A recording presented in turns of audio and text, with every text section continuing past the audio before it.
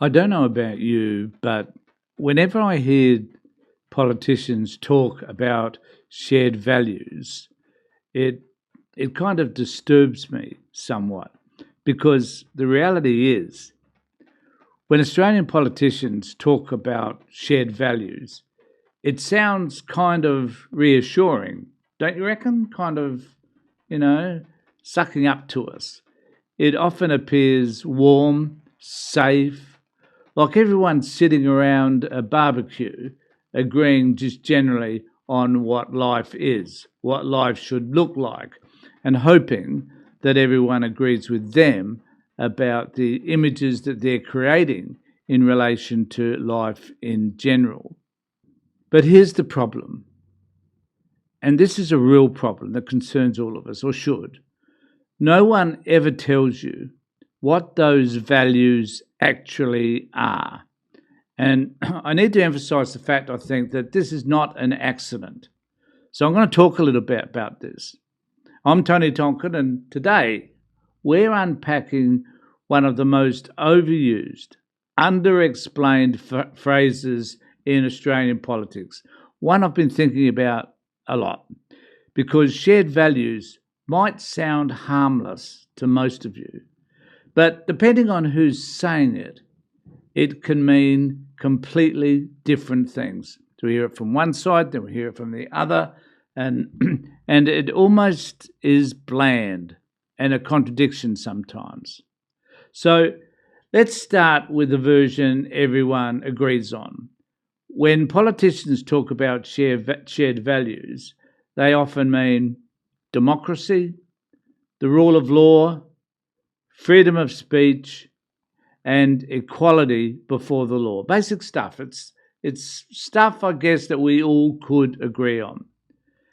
This is the we're not a dictatorship version, in fact. And frankly, if we can agree on that, we've got bigger problems than political messaging, I can assure you. Much, much bigger problems. So, what it does mean, though, it breeds confusion because from all of that, there's this next layer.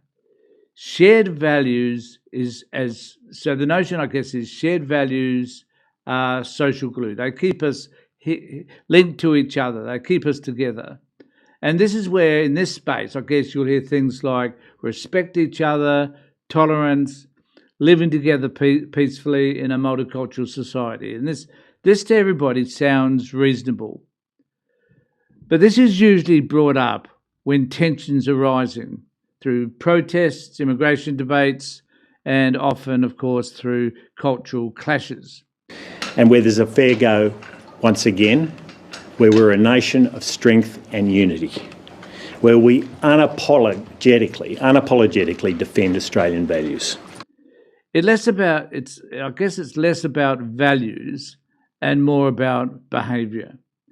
In other words, let's, as we hear Albanese say quite often now, let's just calm down. Let's diffuse what's happening. Let's all be calmer about let's not add to the problem.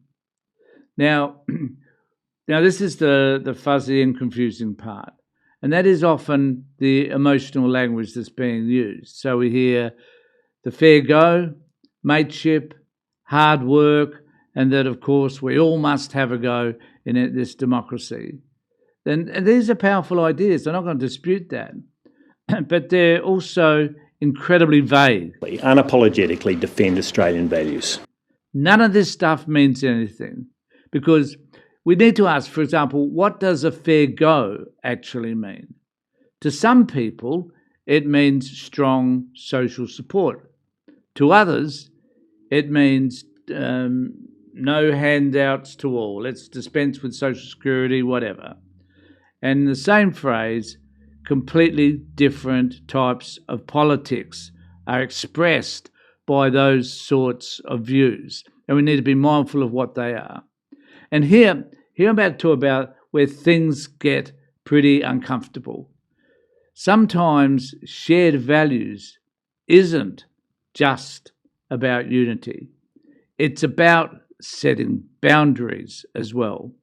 It becomes a way of saying, I guess, that this is how we do things here according to our values.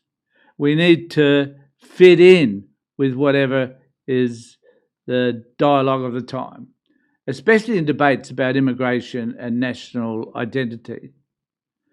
Notice how no one really says assimilation anymore, even though to some extent it did come up the other day with Angus Taylor. Shared values does that job. It's a kind of, I guess it's kind of a branding exercise without any real explanation. And of course, politics being politics, the whole terminology gets weaponized.